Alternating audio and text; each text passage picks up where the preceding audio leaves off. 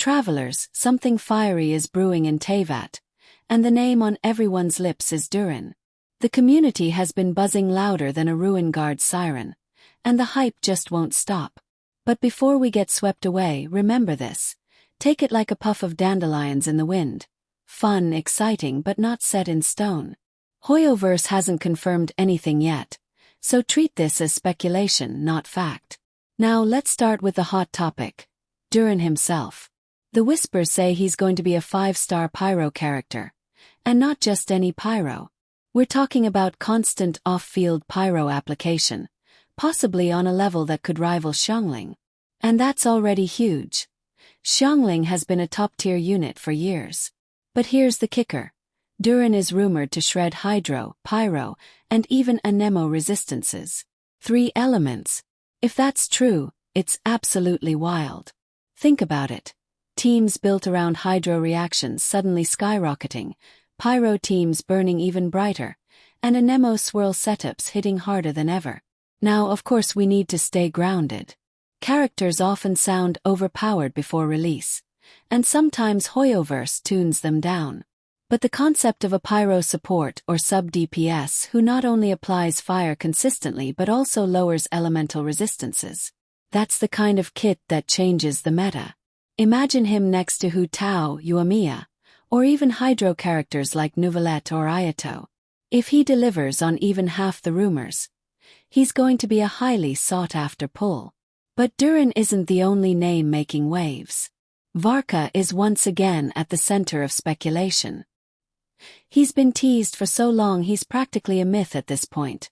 The Grand Master of the Knights of Favonius who's been away on expedition for years. Early rumors once suggested he'd be a standard banner edition, and fans were left scratching their heads. A character with that much lore and build-up stuck in the standard pool. Didn't make sense. And it turns out it probably isn't happening. That theory came from a misunderstanding.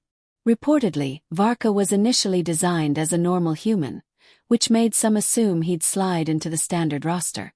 But more recent info paints him differently.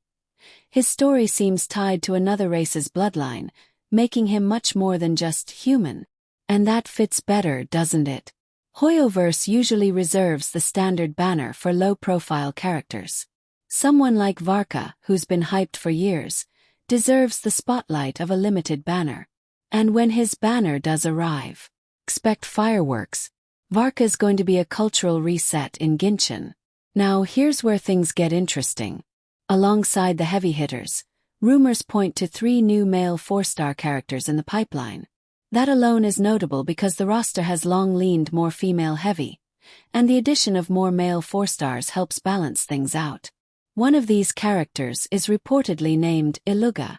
What makes him stand out? He isn't Hydro or Cryo, which is honestly refreshing. We've been swimming in Hydro and Cryo releases lately, so bringing in something new could open up team-building possibilities we haven't seen in a while.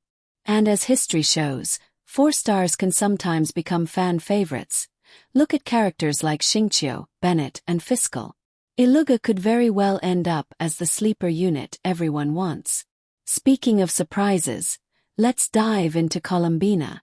She's been one of the most mysterious Fatui harbingers, with fans speculating about her role for ages. At first, people expected her to debut as a main Hydro DPS. But current whispers say she'll actually serve more as a Hydro reaction support. And honestly, that tracks perfectly with Hoyoverse style. Think about it. They love releasing enabling characters first. Units who set the stage for the big damage dealers to come later. Picture Columbina as a Hydro enabler, setting up reactions, while Durin is shredding resistances and laying down constant Pyro. The synergy writes itself. Together they could easily become the next iconic duo like Bennett and Xiangling, or Nahida and Hyperbloom drivers. A reaction-heavy support kit also makes her flexible, which means she could slot into a variety of teams, not just one niche composition. And then there's the lore bomb, the White Horse Immortal. If you've been paying attention to Genshin's in-game books and lore snippets, you may have come across this name before. She's described as a blessed daughter of Astaroth who lived alongside the Adepti in Liyue thousands of years ago. That alone is fascinating. Rumors suggest she might make an appearance during Lantern Rite in version 6.3. And you know how Hoyoverse loves to tie lore-heavy reveals to Lantern Rite. With Xianyun possibly connected to her revival, it could be a major story moment for Liyue. Now, does that mean she'll instantly be playable? Probably not. Hoyoverse has a history of teasing lore-rich characters for ages before letting us roll for them. Baizhu, anyone? But if she shows up in Lantern Rite, it could be the first step toward eventually seeing her as a banner character. And lore fans will eat that up.